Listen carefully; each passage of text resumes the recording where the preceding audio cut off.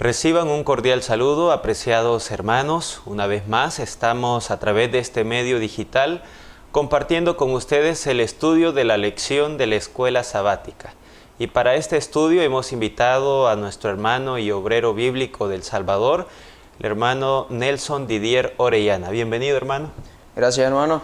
Es para mí un placer poder estar con cada uno de ustedes con el propósito de compartir en esta lección los comentarios, esperando que les puedan ser de bendición, de ayuda a cada uno de ustedes y que todos juntos podamos aprender.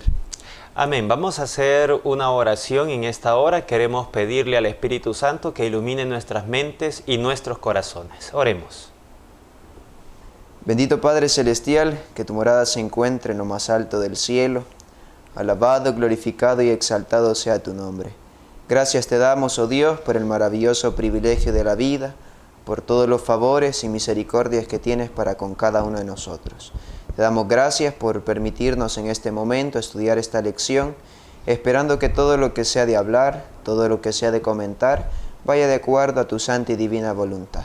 Derrama tu Santo Espíritu sobre nosotros para que todo lo que se hable sea siempre una edificación para nuestra vida espiritual. Bendice a los hermanos que nos han de escuchar, que han de estudiar la lección junto con nosotros, para que todos juntos podamos aprender y un día poderte ver para vida eterna. Quédate con nosotros, lo rogamos en el nombre de Cristo Jesús. Amén. Amén.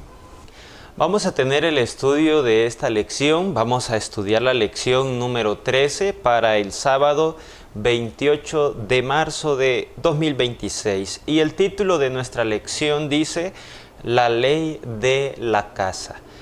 Cuando buscamos en otras versiones de la Biblia, no dice la ley de la casa, dice la ley del templo. Y es que estamos hablando de la casa de Dios, del templo y en un sentido un poco más amplio, del mismo cielo. Vamos a considerar la introducción que nos dice de la siguiente manera: Esta es la ley de la casa, sobre la cumbre del monte, el recinto entero, todo en derredor será santísimo. He aquí que esta es la ley de la casa. Ezequiel 43:12. Teniendo la palabra de Dios en la mano, todo ser humano puede gozar del compañerismo que escoja. Puede morar en esta tierra en la atmósfera del cielo, acercándose cada vez más al umbral del mundo eterno, hasta que los portales se abran y pueda entrar. No se sentirá como un extraño. Lo saludarán las voces de los santos, que invisibles eran sus compañeros en la tierra, voces que él aprendió a distinguir y a amar aquí.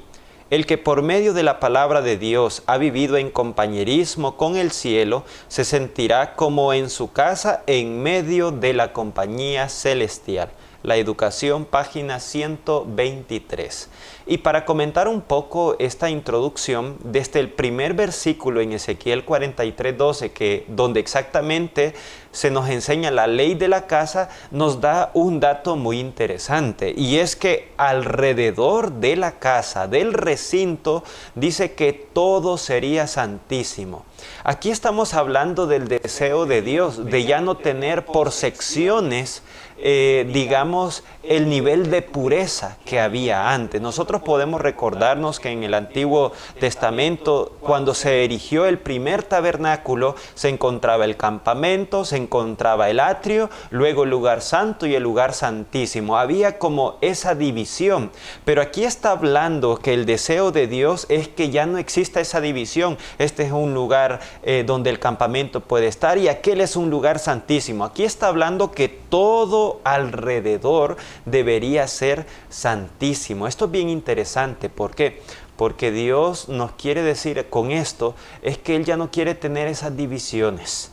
Él quiere que ahora nosotros también podamos experimentar, de eso hablaba la nota de introducción, un pedacito de cielo aquí en la tierra. La atmósfera que está en el cielo, que es un lugar santísimo, debería rodearnos hoy en día también a cada uno de nosotros. No sé, hermanos, si tiene algún comentario con la introducción. Pues hay algo bastante interesante, querido hermano Gamaliel, y es lo que me llama la atención del título de esta lección, que es la ley de la casa. El hermano ya comentaba un poco sobre el título de ella Yo quisiera centrarme en la parte del título, la ley de la casa. En cada hogar que nosotros tenemos hay leyes que se deben de obedecer, más cuando uno es hijo hay que obedecer la ley que los padres ponen en nuestros hogares. Cuando hablamos de la ley, nosotros nos centramos en que la ley es orden, es disciplina que estableció Dios para que dentro de su templo, ¿verdad? Y también incluso dentro de nuestra vida tuviéramos un orden que nosotros pudiéramos seguir para ser perfectos como Jesús lo fue en esta tierra.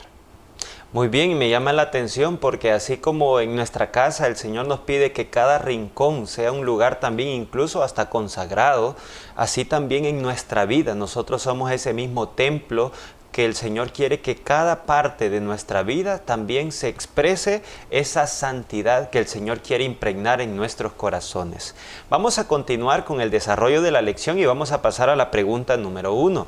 Hermano Didier, ¿qué comisión recibió Ezequiel? Muy bien.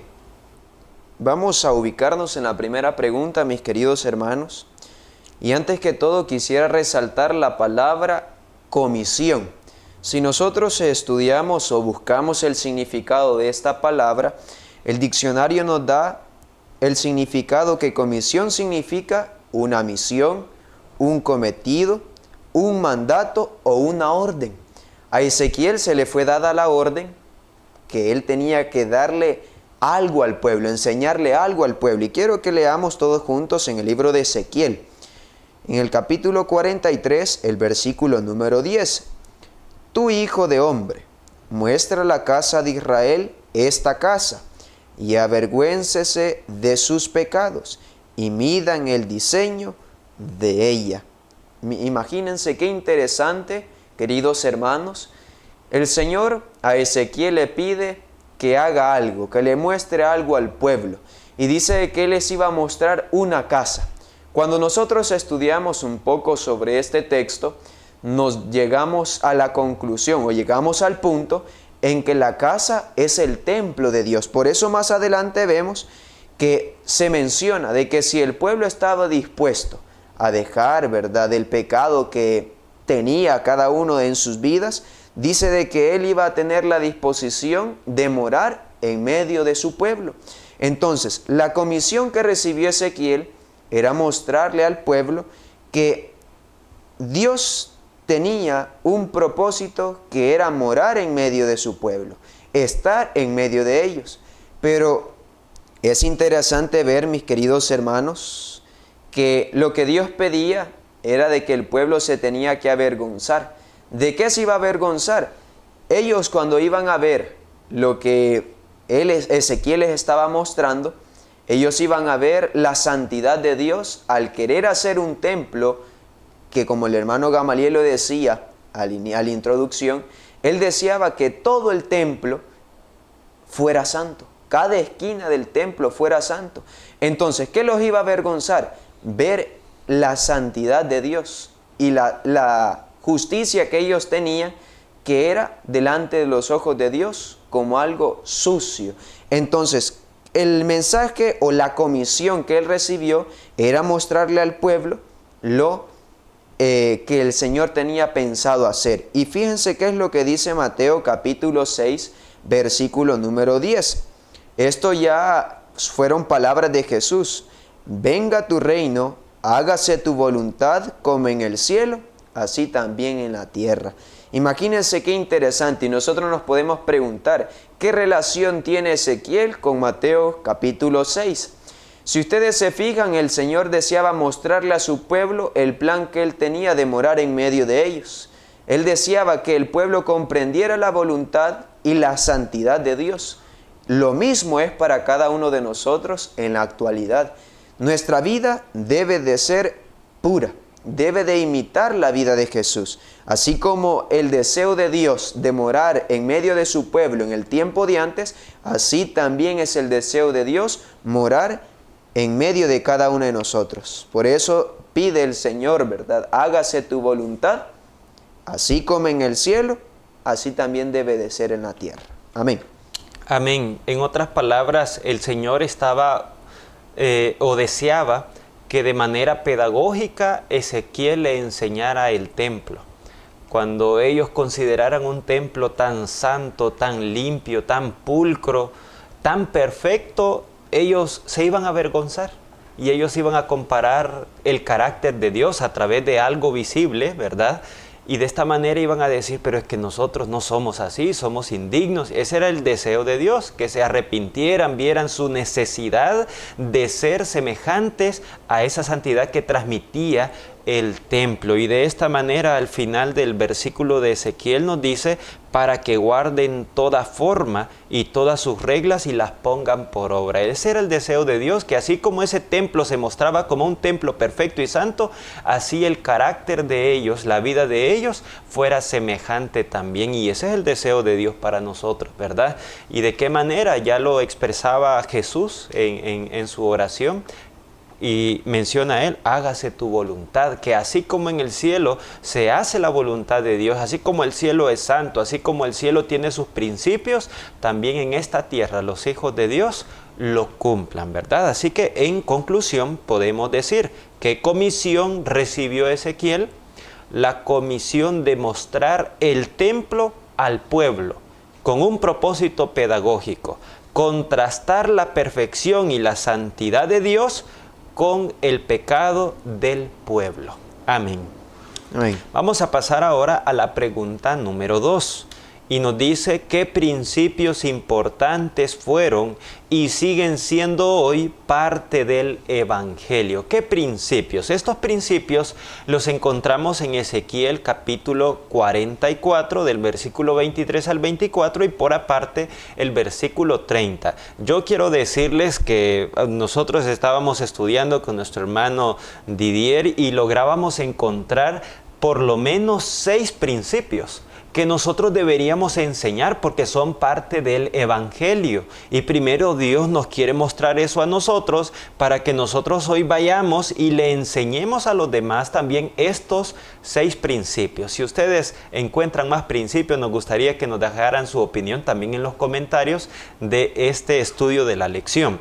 Al principio comienza diciendo, y enseñarán a mi pueblo a hacer diferencia entre lo santo y lo profano. Ahí está el primer principio, enseñar a hacer diferencia entre lo santo y lo profano. Segundo principio, les enseñarán a discernir entre lo limpio y lo no limpio. Miren qué interesante. Ahora, antes de avanzar, en el versículo 23 se le está dando una instrucción. Y enseñarán a mi pueblo. ¿Quiénes enseñaban en el antiguo tiempo? Dios tenía a sus profetas, tenía a los jueces, tenía también a los sacerdotes, tenía a los levitas.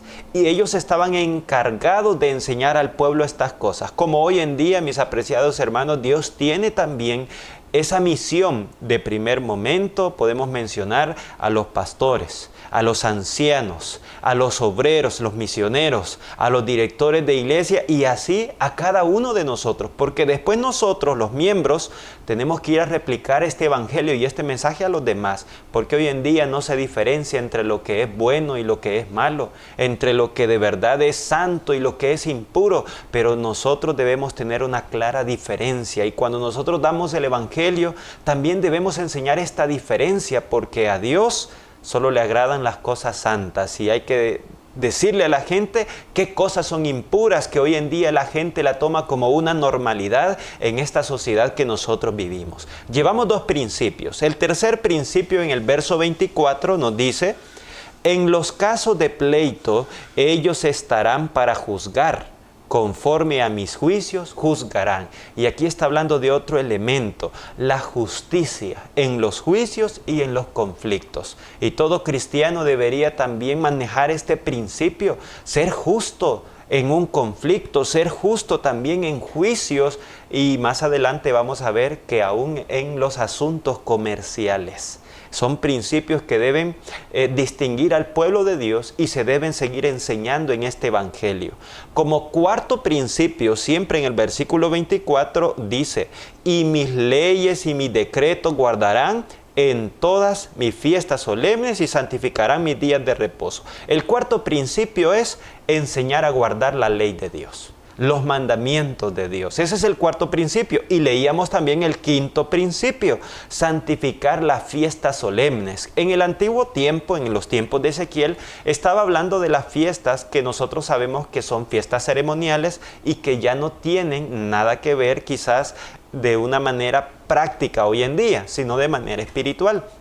Pero también Dios aún ahora tiene fiestas solemnes. La primera fiesta solemne, como también lo dice aquí, es santificar el día de reposo. Es una fiesta que semana tras semana nosotros debemos enseñar y cumplir. Es parte de ese evangelio que Dios quiere que repliquemos a todo el mundo. Pero ¿qué otras fiestas podemos tener? Los congresos, los ayunos que nosotros programamos en las iglesias. Debemos enseñar que estas son fiestas solemnes de Dios. Y nosotros debiéramos nosotros enseñar a todos los miembros, a las visitas, a que asistan a todos estos programas. Hoy en día se deja pasar por alto en muchos lugares, en muchas regiones, todos los cultos que se hacen durante la semana, o incluso hasta los congresos. Hoy la gente los ha dejado de considerar como una parte importante del crecimiento en la comunión con Dios y con el resto del pueblo. Queridos hermanos, debemos volver a las sendas antiguas. Y tenemos como sexto principio en el versículo número 30 y dice: y las primicias de todos los primeros frutos de todo, y toda ofrenda de todo lo que se presente y de todas vuestras ofrendas será de los sacerdotes. Asimismo daréis al sacerdote las primicias de todas vuestras masas. El sexto principio tiene que ver con la mayordomía.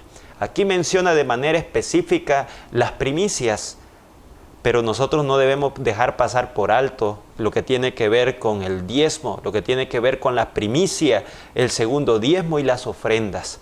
Hoy en día, cuando se habla de esto, tristemente a veces piensan que uno lo que está buscando es dinero, cuando no tiene que ver con lo que los pastores enseñan, sino con un principio bíblico. No es una ocurrencia de un líder, no es una ocurrencia de un pastor, de un obrero, sino que la misma Biblia nos enseña que debemos ser fieles. De manera especial menciona aquí las primicias. A veces son cosas que dejamos pasar por alto, ¿verdad? Cuando todos los meses, así como los diezmos, así como las ofrendas, nosotros las depositamos a Dios, debemos dar las primicias. Un día escuché que las primicias solo eran para los jornaleros, porque la Biblia menciona que ellos debían dar las primicias de sus granos, de sus frutos, y a veces algunos hasta los ganaderos, ¿verdad? Pero hermanos, la Biblia menciona estas cosas porque en el antiguo tiempo el sistema de la economía tenía que ver justamente con ser productores agrícolas y ganaderos.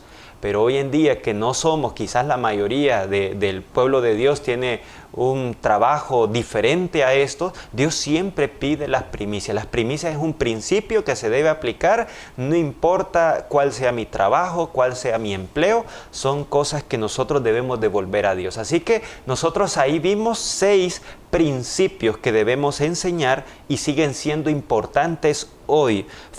Al final del versículo 30 dice: para que repose la bendición en vuestras casas. ¿Y quién no quiere la bendición de Dios? Todos queremos ser benditos en todo lo que hacemos, en todo lo que planeamos, en todo, incluso hasta en nuestra salud, en la economía, con la educación de los hijos. Pues, apreciados hermanos, debemos vivir estos principios que Ezequiel nos está mostrando. Por eso la nota dice: la única esperanza de los redimidos consiste en cumplir los mandamientos de Dios. Este es el evangelio que ha resonado a través de los siglos hasta llegar a nuestros días. Para concluir, ¿qué principios entonces importantes fueron y siguen siendo hoy parte del evangelio? Primer principio: enseñar a discernir entre lo santo y lo profano. Segundo, discernir entre lo limpio y lo impuro. Tercero, la justicia en los juicios y los conflictos. El cuarto, guardar los mandamientos. El quinto, santificar el sábado. Y el sexto, honrar a Dios en las primicias y en el resto de la mayordomía. Amén. Vamos a pasar ahora a la pregunta número 3, hermano Didier. ¿Qué otra ley se aplica especialmente a las transacciones comerciales? Amén. Muchas gracias, hermano. Fíjese que es bastante interesante el analizar esta pregunta. ¿Qué otra ley se aplica especialmente a las transacciones comerciales que se realizan? Ezequiel había visto algo en el pueblo de Israel y es lo que él les resalta, es el consejo que él les da. Y quiero que lo leamos en el libro de Ezequiel, capítulo 45, el verso número 10. Él dice, balanzas justas, efa justo y bato justo tendréis. Imagínense qué es lo que le dice Ezequiel, hermano. ¿Qué es lo que le pedía al pueblo? Que él debería de practicar la justicia. En todo lo que se realice, nosotros debemos de ser justos y debemos de ser honestos. Cuando nosotros estudiamos las medidas del efa y el bato, el efa se utilizaba para poder medir granos, algo sólido, y el otro tipo de medida se utilizaba para líquidos, el bato. Entonces, ¿qué es lo que resaltaba Ezequiel? También resaltaba las balanzas. Ahora en día se hace esto como para sacar más lucro el que vende y engaña al que está comprando. Ahora las balanzas pues son quebrantadas en ese principio de la justicia. Se les quita la medida del peso y no da la exactitud como una balanza que está bien equilibrada. Ahora, ¿cómo también lo podríamos aplicar esta ley? No solo quizás en el sentido, ¿verdad?, del vendedor, sino también de aquellos que tienen trabajadores o empleados. Muchas veces les piden horas extras, horas que no son pagadas, o no se les paga el día que debería de ser. Por eso, Ezequiel trataba de resaltar al pueblo, los que trabajaban como comerciantes. Y tal vez el consejo es para aquel hermano o aquella persona que trabaja en el comercio, que vende y compra. Ezequiel pedía al pueblo que fuera justo, porque si nosotros somos el pueblo de Dios, así como Dios es justo y es honesto con cada uno de nosotros, nosotros también lo debemos de hacer. Y fíjense qué interesante, nosotros debemos de practicar la justicia para que nosotros también seamos tratados justamente. Fíjense, y me gustaría resaltar un poco la nota en la parte intermedia. Como miembros de la Iglesia de Cristo, hemos de hacer su voluntad sobre la tierra. Si todos tratáramos a los demás como quisiéramos que los demás nos trataran, veríamos evidencias de un mundo convertido. Imagínense qué interesante, mis queridos hermanos. Si yo quiero que una persona me trate justamente, quiero que la persona me trate con amor, ¿cómo debo de yo tratar también a los demás? De la misma manera. Por eso menciona, si yo quiero que las personas sean justas conmigo, ¿cómo debo de ser yo? ¿Qué ejemplo debo de dar? El que pedía Ezequiel, balanzas justas, todo justo, todo honrado, bajo la honestidad. Entonces, eso es lo que nosotros debemos de aprender, lo que debemos de tratar de aplicar. La enseñanza que Ezequiel daba al pueblo, esa misma enseñanza es para nosotros. En todo lo que vayamos a hacer, debemos de ser justos, debemos de ser honestos, ya sea en cosas que yo vendo, en cosas que hago con los demás y en cosas también que compro. Entonces, eso es lo que debemos de ver, queridos hermanos, que la justicia y la honestidad debe ser hacia el prójimo. Así que es muy interesante ver esto. Amén. Amén. Y me llama la atención porque aquí el Señor nos está llamando la atención. Todos los que trabajamos de manera especial, los que están en los comercios, tienen sus propios negocios, ofrecen servicios también. El principio es el mismo. Aquí el Señor está ejemplificando, ¿verdad? Habla de las balanzas, del efa, y antes se alteraban las balanzas.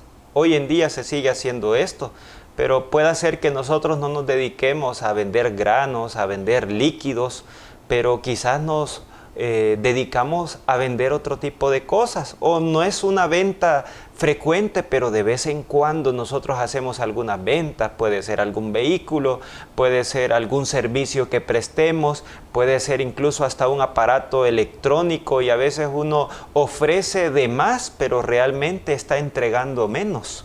Y este es un problema que hoy en día sucede en esta sociedad, pero se ha vuelto tan común.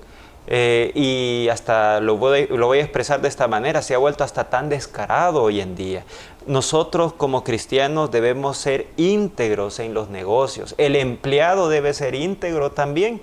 A veces el empleado, ¿verdad? Solo cuando el patrón llegó, solamente ahí es a donde comienza a hacer como que está trabajando, para que lo vean que está trabajando, y quizás pasaron muchas horas desperdiciando tiempo. Ahí también nosotros se nos pide justicia y honestidad a los que somos empleados.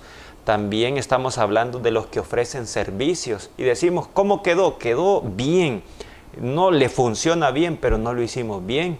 Quizás lo hicimos de una manera no adecuada, y al final nosotros estamos teniendo una balanza también que no es justa delante de Dios. Así que, en conclusión, ¿qué otra ley se aplica especialmente a las transacciones comerciales?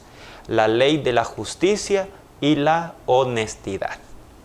Vamos a pasar a la pregunta número 4.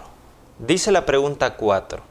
¿Qué servicios religiosos formaban parte de la vida diaria y permeaban la vida del pueblo de Dios? ¿Qué servicio religioso? Y nos menciona en el libro de Ezequiel lo que el pueblo debía hacer. Y dice así: y ofrecerás en sacrificio a Jehová cada día en holocausto un cordero de un año sin defecto. Ellos presentaban, dice, un cordero de un año sin defecto. ¿Qué más? Sigue diciendo, cada mañana lo sacrificarás y con él harás todas las mañanas ofrenda de la sexta parte de un efa y la tercera parte de un hin de aceite. Miren qué interesante. Ahora, aparte del cordero, se llevaba aceite. Y termina diciendo, para mezclar con la flor de harina.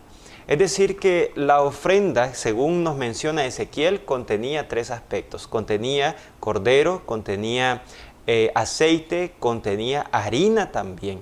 Y esto era algo continuo. Qué interesante, un servicio religioso que continuamente se hacía. Y menciona aquí, ofrenda para Jehová continuamente por estatuto perpetuo.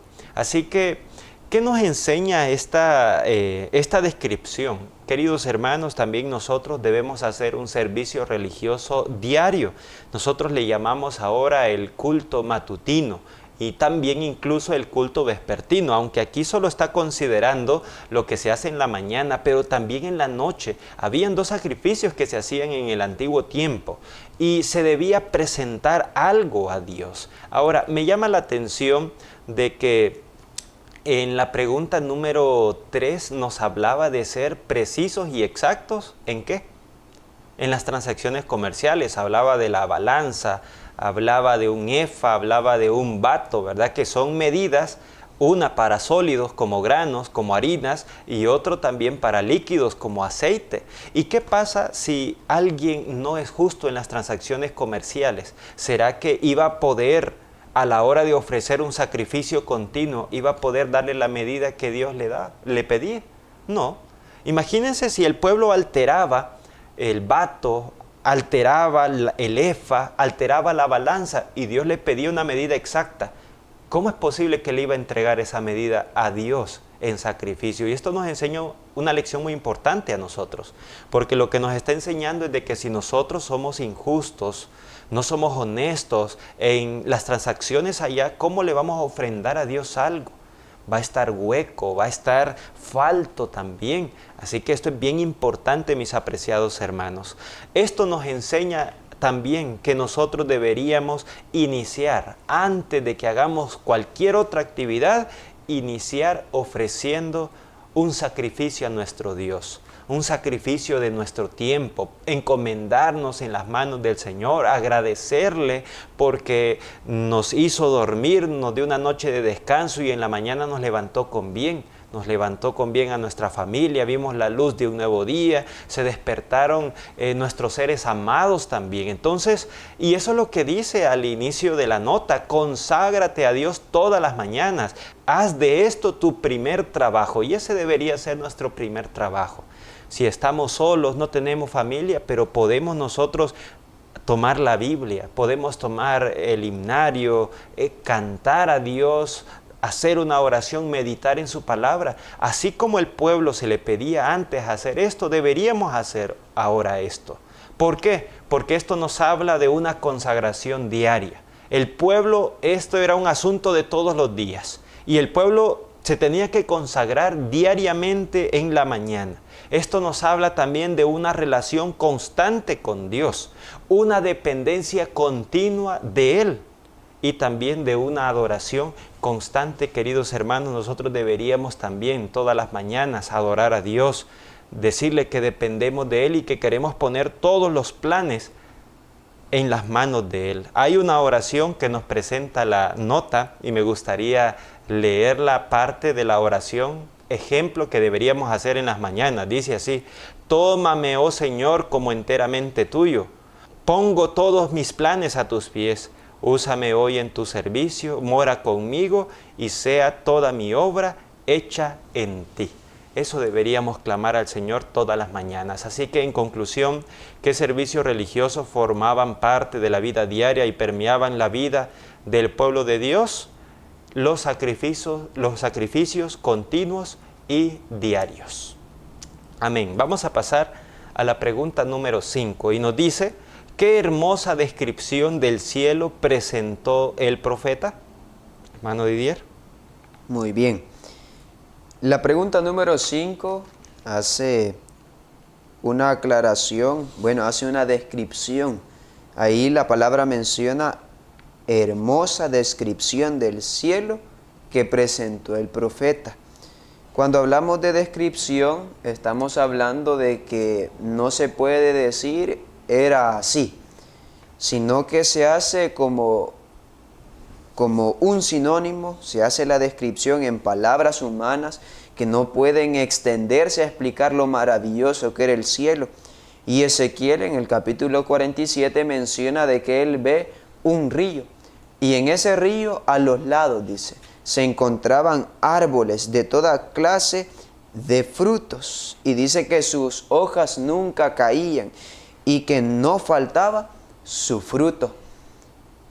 Ahora, el libro de Apocalipsis, mis queridos hermanos, habla sobre un río limpio de agua de vida, resplandeciente como cristal, que salía, imagínense dónde salía este río, del trono de Dios y del Cordero, en medio de la calle de la ciudad.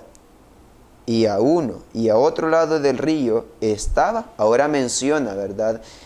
Juan el teólogo, que este árbol, ¿cuál era? El árbol de la vida.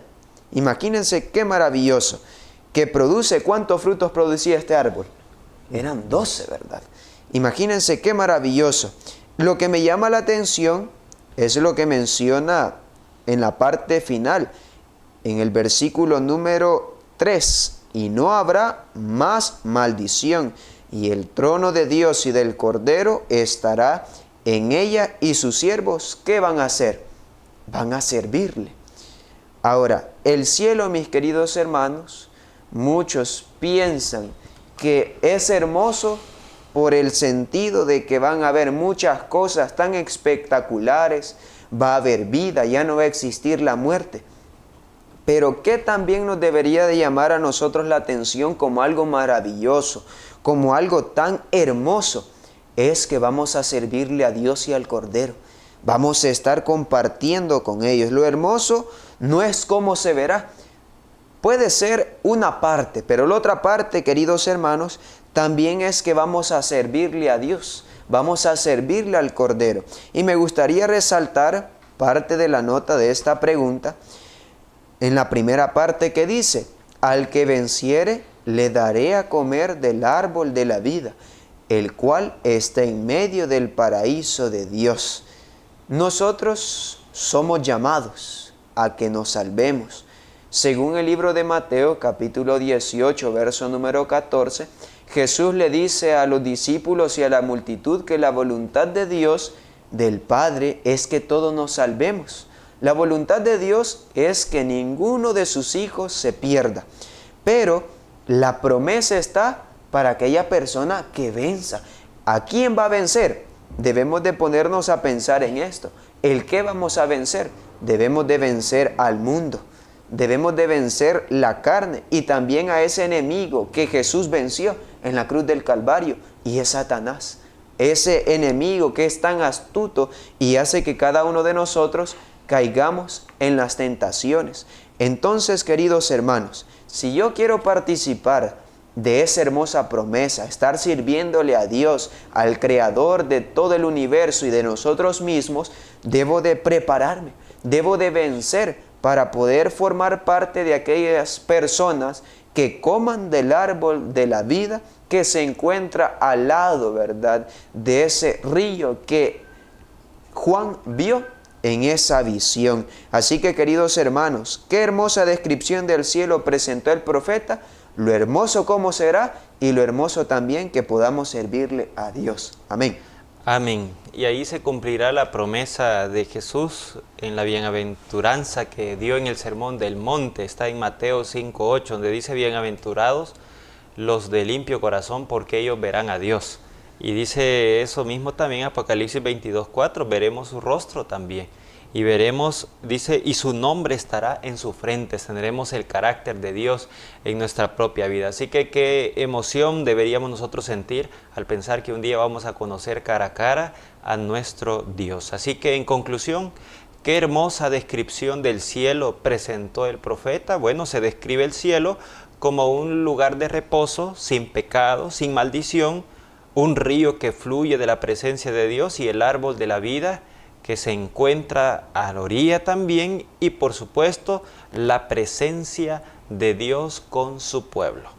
Vamos a pasar a la pregunta número 6 y nos dice: ¿cuán importante es la última sección del libro de Ezequiel?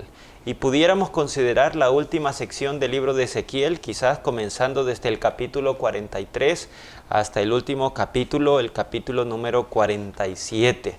Y allí nos habla el deseo de Dios que tiene de restaurar esta tierra, de restaurar el cielo también, el cielo nuevo y la tierra nueva, y también de que Él desea morar con nosotros. Entonces, por eso es muy importante, porque esta última sección del libro de Ezequiel describe qué es lo que Dios quiere hacer. El pecado no puede predominar siempre y Dios desea devolver esa comunión que tuvo con el hombre en un inicio. En Ezequiel 43, versículo 7 nos dice: Hijo de hombre, este es el lugar de mi trono, el lugar donde posaré las plantas de mis pies, en el cual habitaré entre los hijos de Israel para siempre, y nunca más profanará la casa de Israel mi santo nombre. Ni ellos ni sus reyes con sus fornicaciones, ni con los cuerpos muertos de sus reyes en sus lugares altos. ¿Y saben por qué Ezequiel menciona estos aspectos? Porque en el tiempo en el que él vivía, los reyes habían hecho sus moradas cerca de la casa del Señor, pero estaban profanando.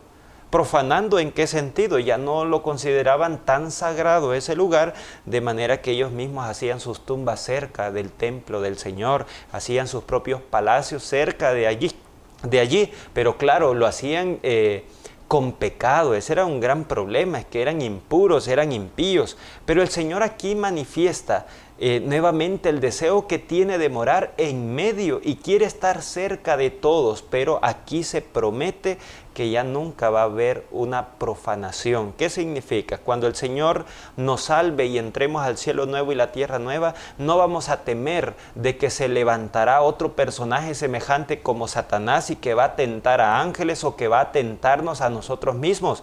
La profanación ya no se va a poder dar. Esta historia mala que ha tenido el universo, ¿verdad? Porque no solamente es este mundo, ya no volverá a pasar una historia semejante. Por eso aquí dice: nunca más se profanará la casa de Israel. Entonces, ¿por qué es importante esto?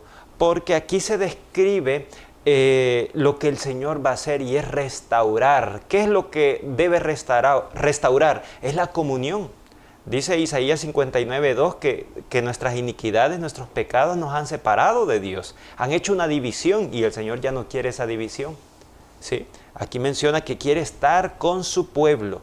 Además, su presencia quiere estar con nosotros. Y en Mateo 24, 27 comienza a describir el inicio de esta restauración de una manera gloriosa. Cuando nos habla de la segunda venida de Cristo, allí comenzará.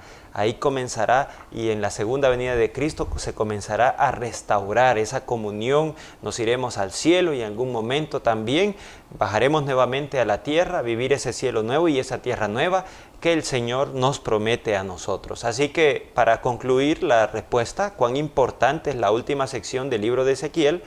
Es tan importante porque revela el propósito de Dios, restaurar su presencia en medio de un pueblo santo. Amén. Vamos a pasar a la pregunta número 7 con nuestro hermano Didier y nos dice: ¿qué esperanza suprema motiva a todos los que aman al Señor? Muy bien. ¿Qué esperanza? Cuando hablamos de esperanza, hablamos del optimismo que debemos de tener cada uno de nosotros al esperar algo con alegría. Debemos de esperar, debemos de tener esa esperanza en nuestro corazón y llenos de alegría de saber lo que menciona la Biblia. Leamos qué nos dice el libro de Ezequiel. Hay algunos puntos que quisiera tocar. Y la gloria de Jehová entró en la casa por la vía de la puerta que daba al oriente. Y me alzó el espíritu y me llevó al atrio interior. Y he aquí que la gloria de Jehová llenó la casa. Imagínense, queridos hermanos, dice que Ezequiel fue alzado por el Espíritu. Y mientras era alzado, dice que la casa de Dios, ¿de qué se llenó? De su gloria. Qué maravilloso, queridos hermanos. Y a un inicio mencionábamos que esa casa también se podría comparar como nuestra vida. El Señor también desea en nuestra vida llenarnos de su gloria, llenarnos de su justicia. Ahora, la esperanza suprema, la mayor esperanza que todo ser humano tiene, la promesa que nosotros esperamos que se cumpla en nuestra vida, en Isaías 25:9 se mencionan algunas palabras que dirán los santos. He aquí, este es nuestro Dios, le hemos esperado y nos salvará. Este es Jehová a quien hemos esperado, nos gozaremos y nos alegraremos en su salvación. Cuando hablamos de la esperanza suprema, hablamos de la motivación que nosotros como seres humanos, como seguidores de Jesús, debemos de tener. Debemos sentirnos motivados al estudiar cada una de estas promesas. Nos deberían de llenar de aliento. Hemos estudiado las leyes que debemos de obedecer, que debemos de seguir, que en un momento fueron dadas al pueblo y ahora son dadas a nosotros. Ahora, eso nos debería de motivar cada día más a imitar el ejemplo de Cristo. La esperanza que todos esperamos es el regreso, es la segunda venida del Hijo del Hombre que venga por su pueblo escogido en esta tierra, y que también la esperanza que nosotros tenemos es que Él desea morar en cada una de nuestras vidas. Él desea que nosotros, cuando tengamos a Cristo en nuestro corazón, haya un cambio que los demás lo puedan notar. Y hay algo que me llama la atención de la nota de esta séptima pregunta. Y dice así: resolvamos hacer todo lo que está en nuestro poder para impartir luz a los que nos rodean. No debemos estar tristes, sino alegres, y recordar siempre al Señor Jesús. Él va a venir pronto y debemos estar listos y aguardar su aparición. ¿Cómo nos debemos encontrar? Listos. Listos. Nos debemos de encontrar preparados. Nos debemos de encontrar, como lo dice aquí, alegres, esperando esa promesa y aguardando la venida de Jesús, su aparición. Por eso dice otra parte: oh, cuán glorioso será verle y recibir la bienvenida con sus redimidos. Largo tiempo hemos aguardado, pero nuestra esperanza no debe debilitarse. Porque yo tengo tanto tiempo de estar en la iglesia, tengo tantos años de formar parte de la iglesia, eso a mí no me debe de llenar de decir: Jesús ya no va a regresar. Jesús ha de regresar. Y si aún tengo esa esperanza en mi corazón, no debe debilitarse, debe mantenerse con ardiente fuego de fe, ¿verdad?, en cada uno de nuestros corazones, para que todos juntos podamos esperarle y decir las palabras de Isaías 25:9. He aquí, este nuestro Dios, le hemos esperado y Él nos va a salvar. Amén. Amén. Así que, ¿qué esperanza suprema motiva a todos los que aman al Señor? Yo encuentro por lo menos dos esperanzas. Y la primera, la manifestación gloriosa de la venida de Cristo a salvar a su pueblo. Y la segunda esperanza que podemos tomar es la restauración de la comunión de Dios con su pueblo. Amén. Así que hemos estudiado una lección muy interesante. Con esta lección hemos concluido el estudio del libro de Ezequiel. Si Dios nos permite, vamos a iniciar ya con la otra lección, pero vamos a hablar de otro libro, el libro de Daniel. Así que también estamos agradecidos con el Señor. Nos ha permitido estudiar un libro completo, el libro de Ezequiel. Ojalá que todas las lecciones que hayamos aprendido, no solamente de esta, sino de las anteriores, se nos graben en nuestros corazones, podamos poner por obra todo aquello que el Señor también nos ha indicado a través de estos estudios. Vamos a hacer una oración para suplicar a Dios su bendición. Padre nuestro que está en las alturas de los cielos, gracias le damos en esta hora porque usted nos ha permitido estudiar una lección más. Pidiéndole estamos que usted pueda ayudarnos a perfeccionar nuestro carácter, a vivir los principios que en el cielo también existen.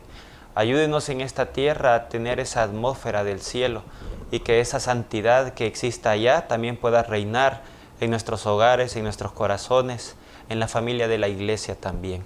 Suplicamos que esta lección que hemos estudiado pueda llenar nuestras mentes y corazones de esperanza, de que usted un día quiere volver a redimir a su pueblo y esa comunión que se ha perdido la quiere volver a entregar para poderle ver cara a cara y tener una comunión directa con usted. Suplicamos que perdones nuestros pecados si nosotros le ofendemos, si hemos abandonado los principios del Evangelio. Ayúdenos a que antes que sea demasiado tarde podamos arrepentirnos y podamos transformarnos en ese nuevo hombre que usted desea para nosotros. Bendiga a mis hermanos que se han conectado a través de este estudio también, que su bendición les pueda alcanzar hasta donde ellos estén. En el nombre de Jesús suplicamos los favores. Amén. Amén. Es de esta manera como concluimos el estudio de la lección de la escuela sabática y solamente me queda agradecerles por el tiempo que nos han regalado de poder llegar hacia sus hogares y poder estudiar con ustedes esta lección. Siempre les invitamos para que no se pierdan el siguiente estudio de la lección de la escuela sabática. Bendiciones para todos.